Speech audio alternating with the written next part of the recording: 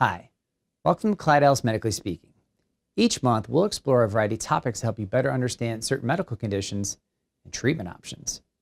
My guest today is Dr. Deepali Handa, the Medical Director of the Neonatal Intensive Care Unit at Millard Fillmore Suburban Hospital. We'll be discussing the important conversations that expecting parents should have with their OBGYN about high-risk pregnancies. I'm Mike Hughes, and this is Medically Speaking.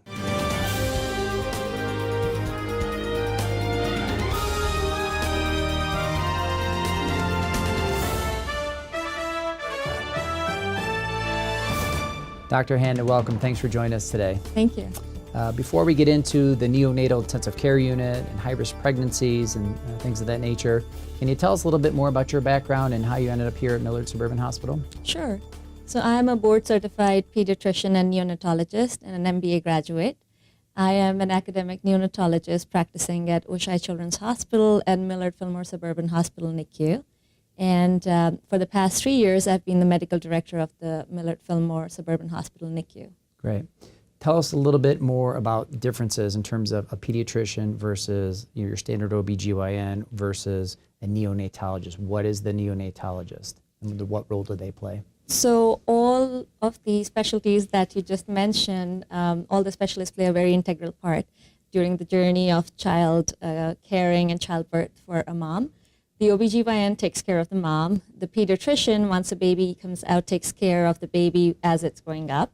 And as a neonatologist, we take care of sick newborns and babies that are born very preterm so that they come out of the NICU healthy and go ahead and have a happy, healthy life with their family. Sure.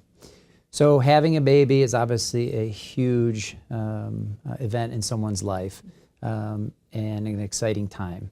But what should expecting parents do when they go through that process? What conversations should they be having with the OBGYN about the delivery process, where they're going, what if it's a high-risk pregnancy? What conversations should they be having? So I agree with you, Mike. It's one of the most exciting, joyous, as well as overwhelming time in a parent's life when they're caring for a baby.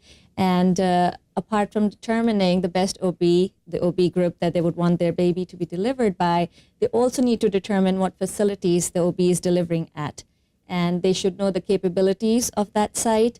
In the ideal scenario, the mom and baby are both healthy, but in case there are any complications, the facility should be able to take care of maternal complication as well as have a neonatal intensive care unit so that the baby can be taken well care of.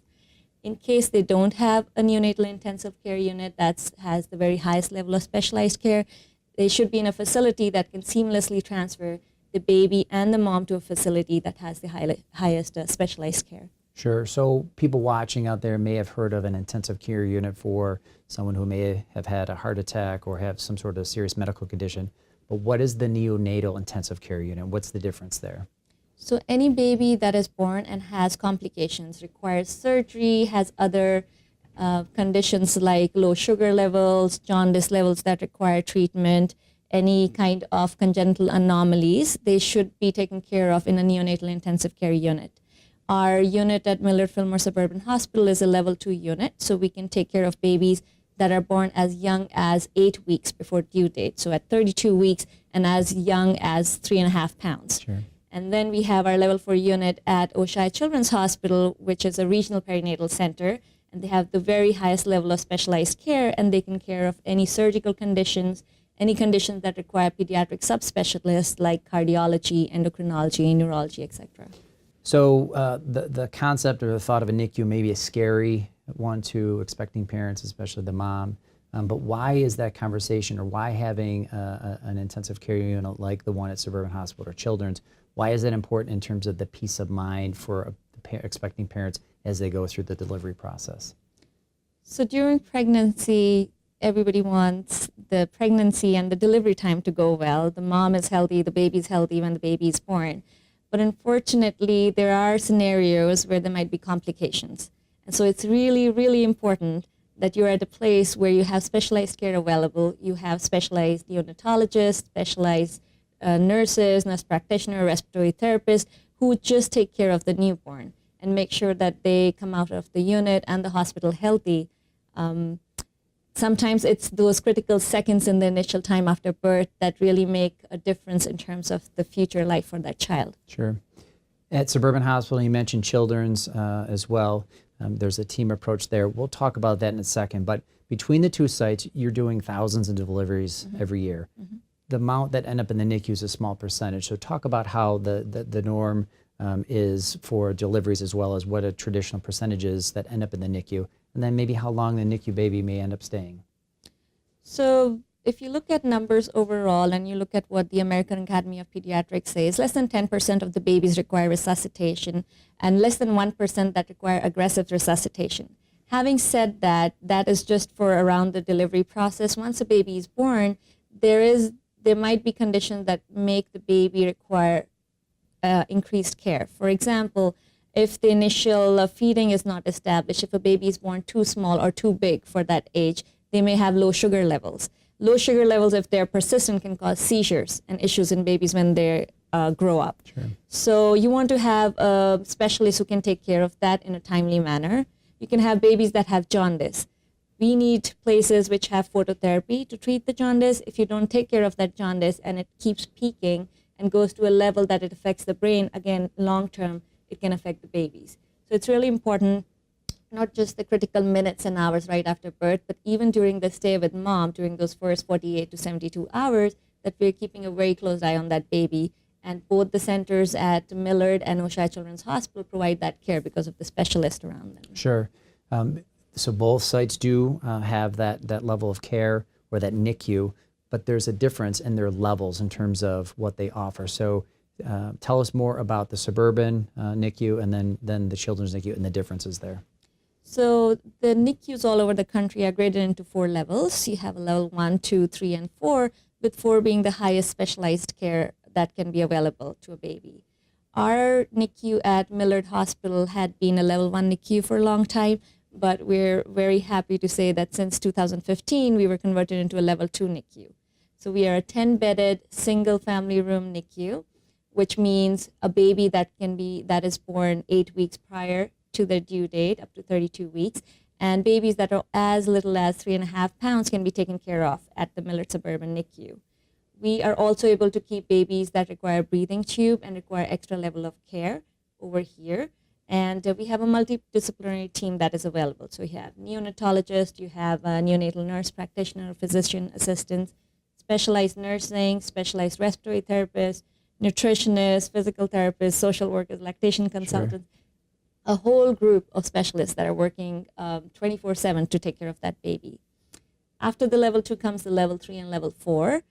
Our NICU at Oshai Children's Hospital is a level 4 NICU, which means it's a regional perinatal center, and it can take care of any level of complicated babies that come into the NICU. So we take care of babies that require surgeries. We take care of babies that have congenital anomalies and require genetics consult. We take care of babies that might require other pediatric subspecialists to take care of them, like endocrinology, cardiology, etc.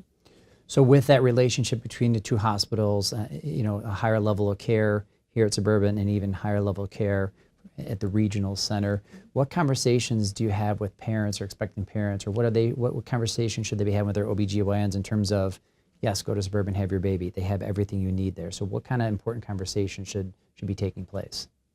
So I would definitely talk to the OB about how preterm can a baby be taken care of at Suburban. So if you're thinking, especially with maternal issues, sometimes the babies have to be delivered early. And if they are being delivered at 32 weeks or more, absolutely Suburban Hospital is the center. But if you're having a baby before that, so a baby as young as 17 weeks before the due date, the baby should be delivered at Oshai Children's Hospital. In case the baby is delivered at Millard Suburban Hospital that we don't have the capability of taking care of, our neonatal transport team, which has excellent nurse practitioners and physician assistants with almost 30 plus years of experience, they're available at the Millard Suburban Hospital along with the neonatologist, and they stabilize the baby and then seamlessly transfer the baby over to the regional perinatal center, which is the Oshai Children's Hospital. And that transport involves a dedicated vehicle, dedicated team. Can you talk a little bit more about that team approach and that transport? Yes. So both the centers, first of all, from the neonatologist standpoint, are covered by the same group of academic neonatologists that cover OSHI. So we are the same group covering here. And then we have a very dedicated neonatal transport team. They're highly specialized. They only take care of babies that are sick.